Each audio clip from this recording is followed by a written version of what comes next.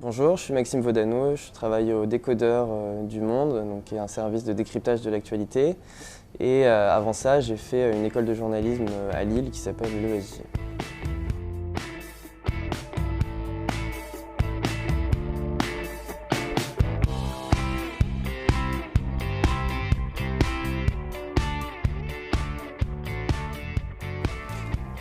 Dans les rédactions web aujourd'hui, ce qui est le plus important, c'est ce qu'on appelle l'actu en continu, le flux. Donc c'est être capable de traiter rapidement des dépêches d'agence, aller sur les réseaux sociaux, etc. Donc ça, c'est très important, c'est de pouvoir être costaud sur ça. Après, on peut cultiver des spécialités ailleurs, mais ce qu'il faut, c'est vraiment se focaliser sur ça, puisque c'est ça qu'attendent les rédactions web aujourd'hui.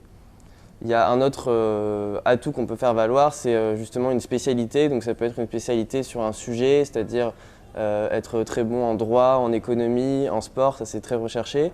Ou alors ça peut être une compétence technique. Moi par exemple, j'ai appris à coder et ça m'est utile aujourd'hui dans mon travail, puisqu'il y a peu de journalistes qui savent coder, c'est de plus en plus requis, puisque on travaille de moins en moins finalement avec des développeurs informatiques et on demande de plus en plus aux journalistes de savoir faire les choses eux-mêmes.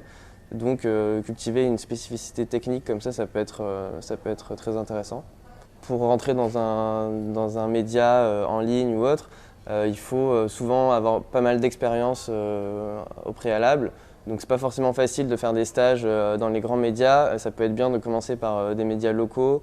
Moi j'ai fait des stages dans des médias, dans ce qu'on appelle la PQR, donc la presse quotidienne régionale, donc à la Provence et à la Voix du Nord. Qui commencent à développer pas mal leur offre numérique. Donc ça peut être un très bon tremplin pour commencer. Et après, ne pas hésiter à même travailler dans d'autres médias comme la radio, la télé. Il y a des radios locales, des télés locales. C'est bien de voir un peu tout ce qui se fait, puisque finalement, tous ces formats-là, ils sont repris sur le web et sur les médias numériques. Donc c'est important de commencer par là.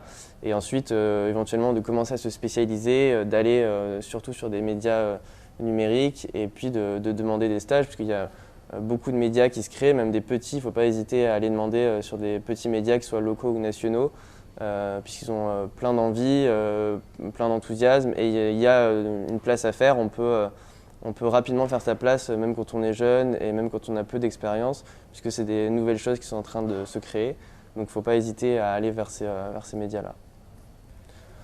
Il y a une tendance dans le journalisme web ces dernières années, c'est d'essayer d'être beaucoup plus dans la pédagogie que les médias le faisaient traditionnellement.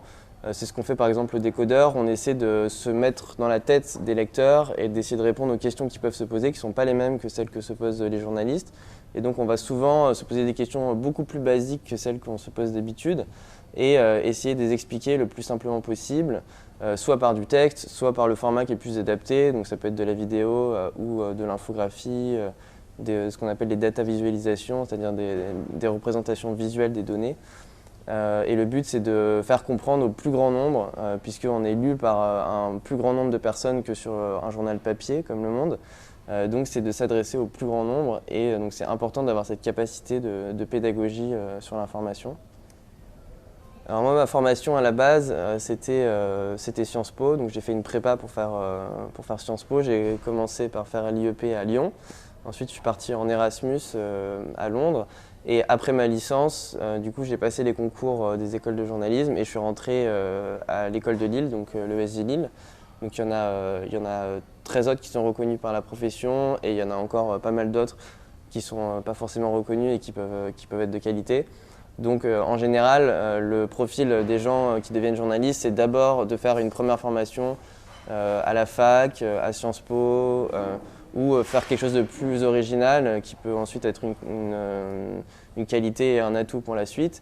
Et ensuite, essayer de faire une école de journalisme, donc c'est par concours, donc ça demande pas mal de travail pour les préparer.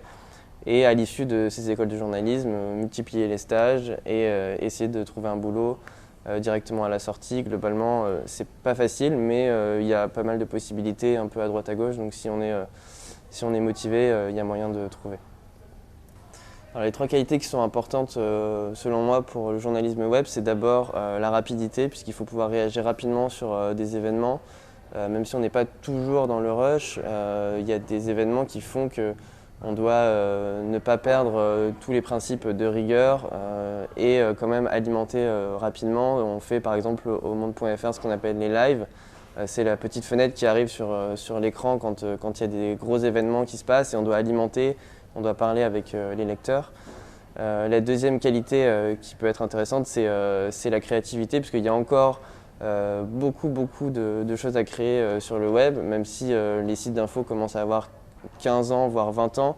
Il y a encore plein de nouveaux formats qui se créent et les directions, les rédactions en chef sont très preneurs de ces nouveaux formats. Donc ça c'est très important. Et je pense que la troisième qualité qui est importante, c'est de faire preuve de pédagogie, puisqu'il faut s'adresser, quoi qu'il arrive, à un grand nombre de personnes. Il faut un petit peu descendre du piédestal sur lesquels pouvaient être les journalistes autrefois, de s'adresser qu'à une certaine partie de la population, une certaine élite. Il faut se mettre dans la tête des lecteurs et interagir avec elle pour lui proposer une info qui lui correspond, sans forcément aller dans le buzz ou dans le people ou des choses comme ça. Il faut se mettre dans leur tête, dans la tête des lecteurs pour répondre à leurs questions.